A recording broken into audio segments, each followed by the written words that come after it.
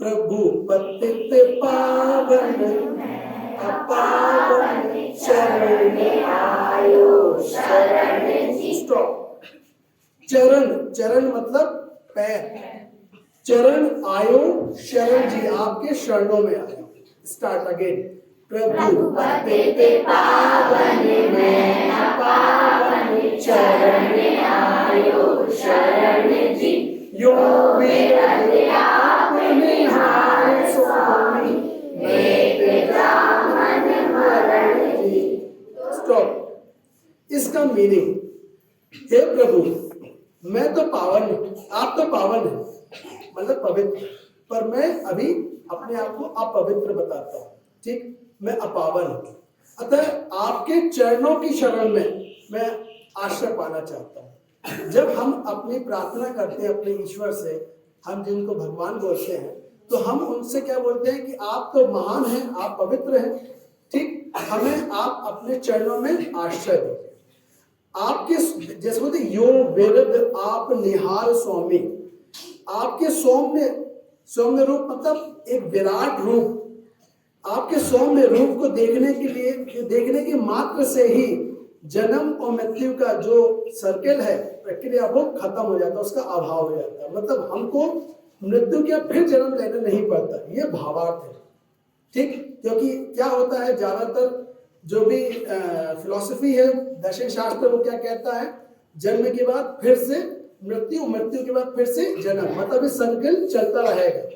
तो हम ईश्वर से चाहते हैं कि भगवान आपको देख के ही हमें वो भाव आता है कि अब जन्म मरण से चक्र से हम अलग होना चाहते हैं। Second stanza.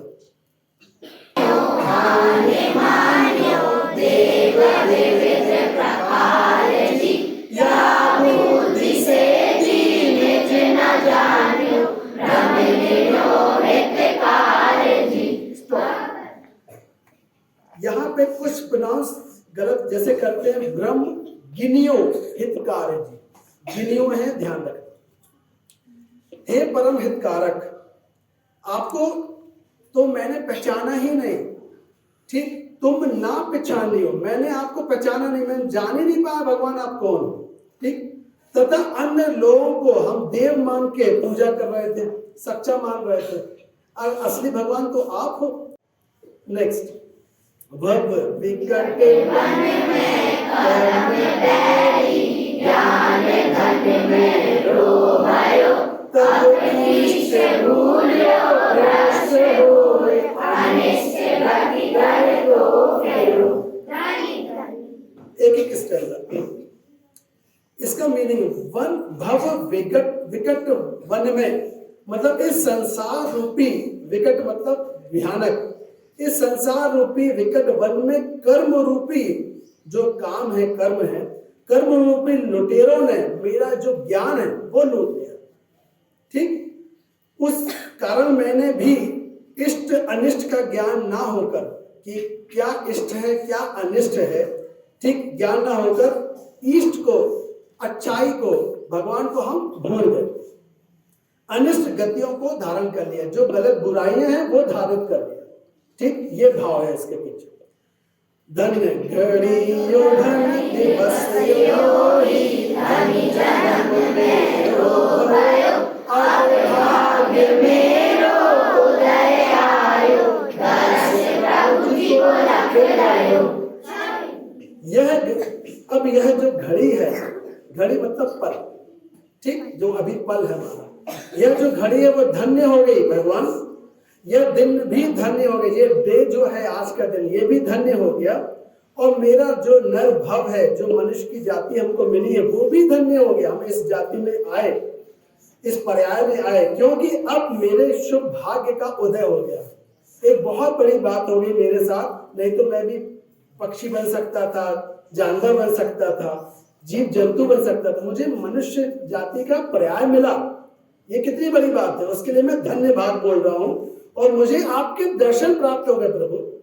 अगर हम मनुष्य जाति में नहीं होते तो हम क्या भगवान को समझ पाते? नहीं समझ पाते। एक जीव जंतु होते उसको क्या अर्थ, तो हमारे दिमाग में एक बुद्धि मिली, हमें बहुत बड़ी धन्य भाग है हमारे कि जो इस पर्याय में आए। इसके लिए हम उनको धन्यवाद दे रहे हैं। नेक्स्ट, छवि बीत राही नव्य मुद्रा दृष्टि नासा पे नरे वसु प्रातिहार्य अनंत गुण जुट कोटि रवि छवि को हरे। वीतरागी नव्य मुद्रा दृष्टि नासा पे नरे वसु प्रातिहार्य अनंत गुण जुट कोटि रवि छवि को हरे। स्टॉप। कैसे हैं भगवान?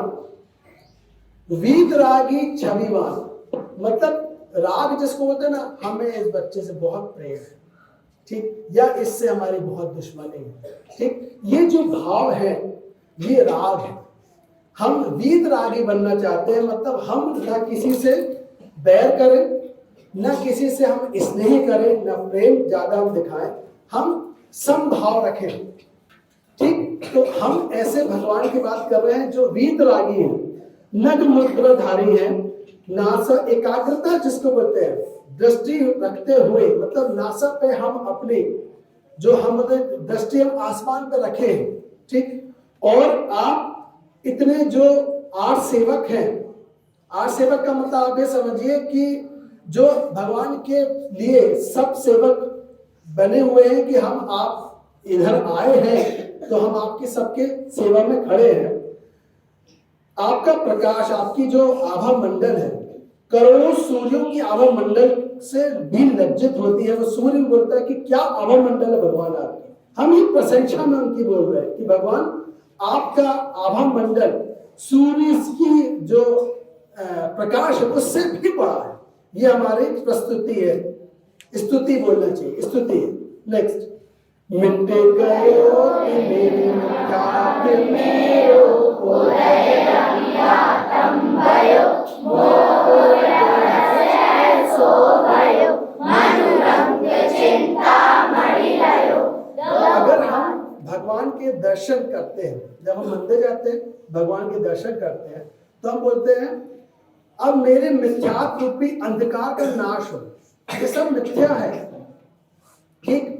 इसका हम चाहते हैं कि ये अंधकार का नाश हो और आत्म ज्ञान रूपी रवि जिसको सूर्य है उसका उदय हो, हम अंदर से जाग जाएं, ठीक। जिस प्रकार किसी दरिद्र को, गरीब को चिंता मरणी प्राप्त हो जाए, ठीक। चिंता मणि मतलब ऐसी चीज मिल जाए कि अब तुम्हें चिंता करने की जरूरत नहीं है। कल वृक्ष बोलते ना कि जो मांगो वृक्ष से वो मिल जाएगा। हमने फ्रूट मांगा तो फ्रूट मिल गया, पैसे मांगे पैसे मिल गए। ऐसी चिंतामणि मिल जाए तो उसको कितनी हर्ष मिलेगा, कितना खुशी मिलेगी। जैसे गरीब को चिंतामणि करके खुशी मिली, उससे भी अधिक अनुभव, उससे अधिक हमको खुशी मिली दर्शन करके। सिर्फ दर्शन किया, हमें वो खुशी मिली जैसे कि हमको चिंतामणि मिल गई। ये भाव इसके पीछे। मैं हाथ जोड़ नवाऊं मस्तक देना उदाहरण धरण जी सर्वोच्च देश दे लोके पतितन सोना उदाहरण धरण जी। जब हम नवाऊं मस्तक कहते हैं तो आप सबको ऐसा करना चाहिए। हम भगवान को सामने मान रहे हैं तो आपका मस्तक श्रद्धा में अर्पित होना चाहिए, ठीक। ये ध्यान रखें, इसका भावार्थ समझे। मैं हाथ जोड़कर अपना मस्तक, अपना सिर झुकाकर आपके चरणों में भक्ति भाव से अर्पित करता हूं। हे तीन लोगों के नाथ, हम भगवान के लिए बोल रहे हैं, हे जनेन्द्र, हे तारण तरण, मेरी विनती स्वीकार कर। नेक्स्ट, जाचू नहीं सूर्यवास मुनि नर राज परिजन साथ दी बोले जाचू तुम भक्ति भग भग दीजिए शिवनाथ जी। हे शिवनाथ जी, हे परमात्मा, हे भगवान, मैं बुद्धजन। ये बुद्ध जन कहाँ से आ गया? एक्चुअली ये पूरी जो कविता है, ये स्थिति है, ये लिखने वाले रचयिता का नाम है बुद्ध जन। तो वो अपने आप को बोल रहे हैं बुद्ध जन की जगह शॉर्ट में बोलने बोला बुद्ध, ठीक। तो वो बोलते हैं मैं बुद्ध जन, मैं अब देवों के निवास के स्थान पर नहीं जाना चाहता। मुझे ऐसा स्वर्ग नहीं चाहिए, देव जहां बस रहे वो नहीं चाहिए, ठीक। और ना ही फिर से मनुष्य होना चाहता हूं। मैं ना राजा बनना चाह रहा हूं, ना मुझे फैमिली चाहिए, मुझे फिर से जीवन में नहीं आना, ये प्रक्रिया से जंजाल से छूटना है। भगवान मैं आपकी भक्ति में सिर्फ उसमें ही रमना चाहता हूँ।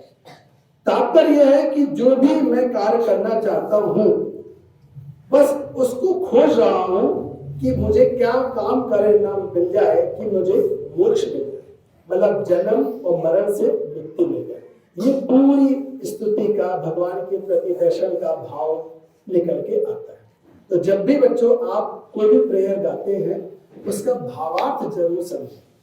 ठीक है, समझ में आया आपको सबको? Thank you very much.